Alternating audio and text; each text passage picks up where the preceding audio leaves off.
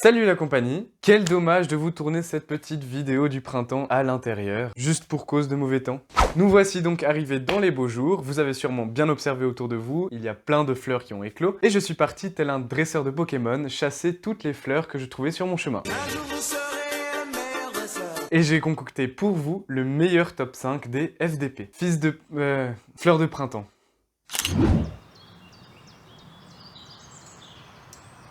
Voici donc ce premier Pokémon, le Crocus du printemps, et le moins fameux Crocus de Tomasini. Ce sont deux fleurs du même genre, mais pas de la même espèce. Et d'ailleurs, elles sont aussi proches parents du Crocus cultivé. Le safran, une fleur qui mériterait bien que je lui consacre un épisode entier. Mais contrairement au safran, le crocus de printemps fleurit de mars à juin et il est légèrement toxique. Donc si jamais, les pistils de crocus de printemps n'ont aucune valeur. Quant à Crocus tomasinianus, il a dit anus! Il a dit anus! il n'est juste pas mangeable en fait. Et il fleurit de février à mars. Tous les trois font partie de la famille des Iridacées. Mais un seul d'entre eux n'est pas juste une fleur d'ornement.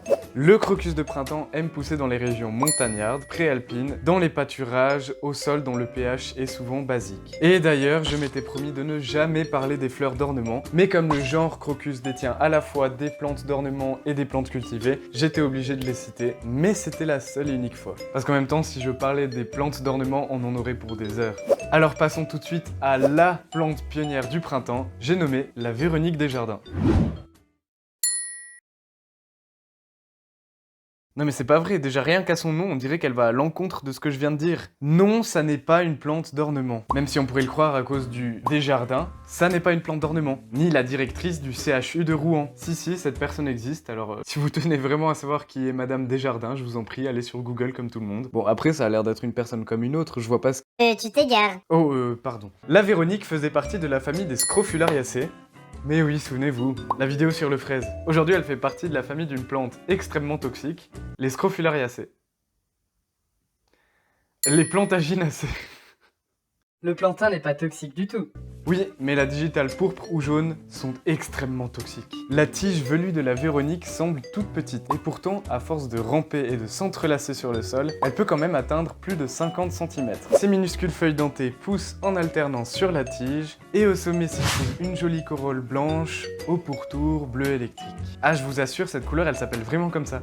C'est la fleur pionnière du printemps. Elle fleurit au tout début du mois de février, parfois même en fin janvier, et s'épanouit alors jusqu'au mois de mai. Malheureusement, la Véronique est bien souvent considérée comme une mauvaise herbe, puisqu'elle adore se prélasser au soleil sur les terres à vif, dans les champs et les potagers. Dommage pour elle. Et comme elle ne produit absolument rien de comestible, Veronica persica est bien souvent arrachée ou aspergée de désherbant. Bon, au moins cette mauvaise herbe est tenace et revient chaque année à la charge des jardins et des zones bien exposées au soleil. Mais bon, ça n'est pas une raison pour l'arracher sans y jeter un petit coup d'œil.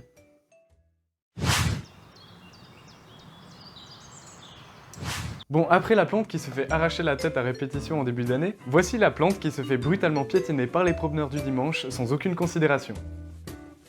C'est le cas de la drave printanière qui est si minuscule, à peine 5 cm en cette saison, que l'on n'y prête bien souvent aucun intérêt. Pas le moindre. Zéro. Bon, en même temps, quelle idée d'aimer les prés maigres, bien exposés au soleil, les murets de pierre et les chemins en gravier. Vous l'avez compris, contrairement à la Véronique, cette fleur ne pousse pas sur les bordures de chemin ou dans les champs, mais bien sur les chemins. Ah bah c'est bien, Nils!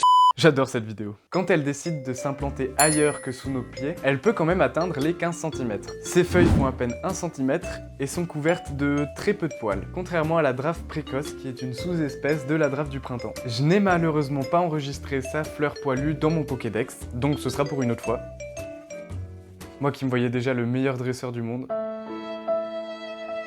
Drabaverna fait partie de la famille des Brassicacées, ce qui veut dire qu'elle ne possède pas 8 pétales, mais bien 4 paires de pétales profondément lobés. C'est une caractéristique des Brassicacées de n'avoir que 4 pétales. Cette famille compte plein de plantes cultivées comme la moutarde, le colza, le rutabaga ou encore le wasabi. La fleur blanche de la drave mesure à peine 3 mm de large et éclot en février et fleurira jusqu'à fin mars. Tellement éphémère, tellement mal implantée, tellement petite et discrète qu'elle se fait bien souvent brutalement piétiner. Alors la prochaine fois que vous marchez sur un chemin en gravier, baissez-vous et vous aurez peut-être la chance d'en apercevoir et de la capturer dans votre Pokédex.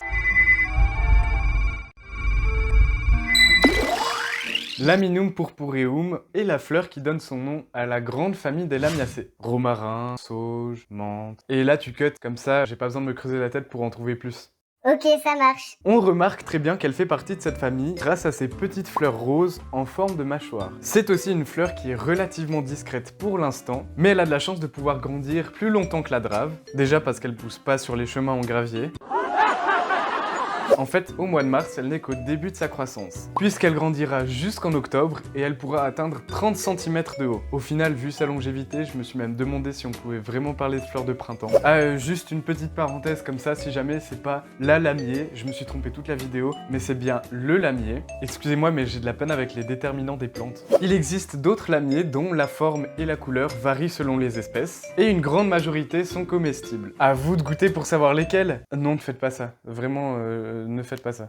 Il existe plus de 50 espèces de lamiers, sans compter les sous-espèces. Vous pensiez vraiment que j'allais toutes les citer pour vous dire lesquelles étaient comestibles? Et puis quoi encore?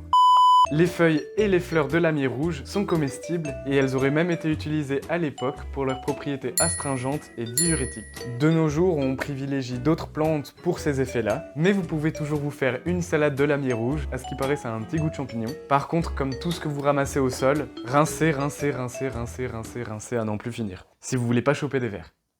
Et c'est pas une blague. Voilà, 5 fleurs c'est déjà bien assez long et ça suffit. Comme il y a énormément de fleurs de printemps, je vais bientôt sortir un deuxième épisode. En tout cas, avant la fin du printemps, ce serait pas mal. En attendant la compagnie, n'hésitez pas à me laisser un gros pouce vers le haut, à vous abonner, partager la vidéo. Et d'ici l'épisode 2, je vous souhaite un excellent printemps.